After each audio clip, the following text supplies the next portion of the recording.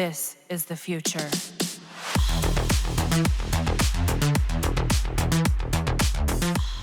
Do not let anyone tell you how to play your game. Mind you, all the videos you see in my channel are just guides and mere insights on how I play my game. It gives you an idea of how certain stuff works in the game, and it's up to you if you want to try the playstyle or make your very own playstyle out of it. You do you and enjoy Warframe, just like what is happening now with the new reward in the Plague Star event. The new Ghoulsaw is receiving a lot of criticism that some players who don't have the new melee yet are having second thoughts if it's worth the grind, or the platinum in case you want to, but it's straight in the market. I have heard a lot of talks that the melee is underpowered when it comes to stat distribution. Some say that the best fix that Digital Extremes should do for this melee weapon is ramp up its critical chance, critical damage, and somehow give it more total damage to compete against overly used melee weapons. But instead, Digital Extremes tweak the stance of this melee weapon to the point wherein the early hits of some of its combos will deal massive damage bonus. You know what, I agree with these changes as the weapon is not bad as some of the players say. Before the hotfix that was made on its stance, I can wreck high-level enemies using this weapon,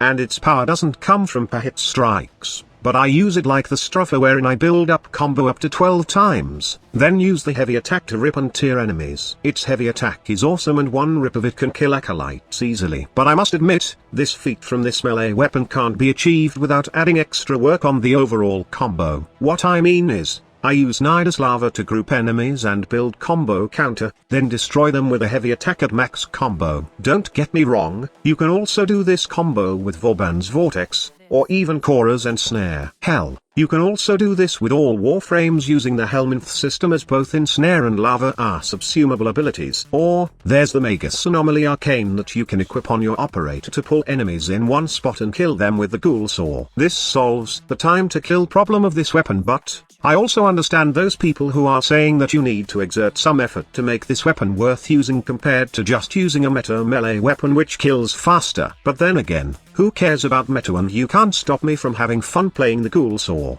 The problem is not in the stats, or the time to kill for this weapon, but it lies on the gimmick that the Ghoulsaw have. Its gimmick are fun in concept that we would like more from it. Just take for example the combo wherein we can ride the Ghoulsaw. People would like an infinite ride with the combo that they can cancel anytime. If you asked me, that's fun and unique, but I doubt that Digital Extremes would implement it. Speaking of cancellation features, others would like some cancel animation in the combos so that the flow will be smooth and you can transition from one combo to another effortlessly. If you asked me, you're asking too much from a melee weapon, and not just an ordinary melee weapon, but a big-ass melee weapon that most Warframe has difficulty wielding. It's built fine in my opinion, but it's not for everyone. This is the truth about the Ghoulsaw. And if you asked me, don't let those negative criticism about this melee weapon get into you, as based from experience. You can have some dumb fun while using this melee weapon. The build I was using in this video is a combination of Condition Overload, Sacrificial Steel, Blood Rush, Weeping Wounds, and the 2 dual status chance mods that forms the element suited against a specific faction. In this case,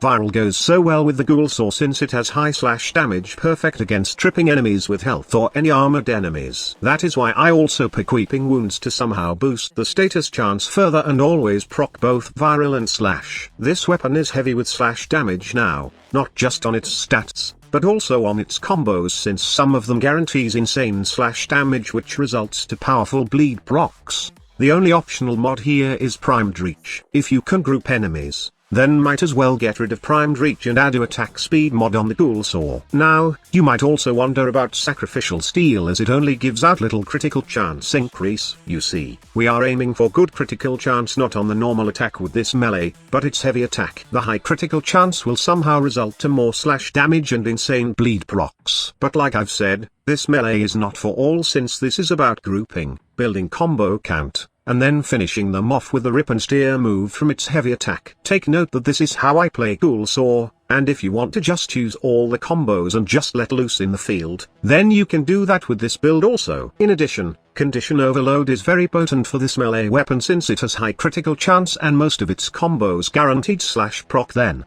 If you reach max combo count, it will proc the other physical damage and element. In most cases, slash and the element you have in your build. That's 2 element, which results to 160% damage bonus from condition overload. Imagine having the pseudo that procs a lot of status and then you perform the heavy attack move. This is how I am enjoying myself while slaying those acolytes. Rip and tier 10 until it's all done. Thank you so much for watching. Squad leader signing off. This is the future.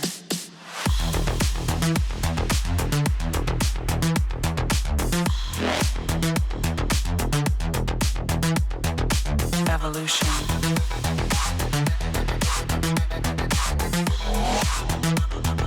This is the future.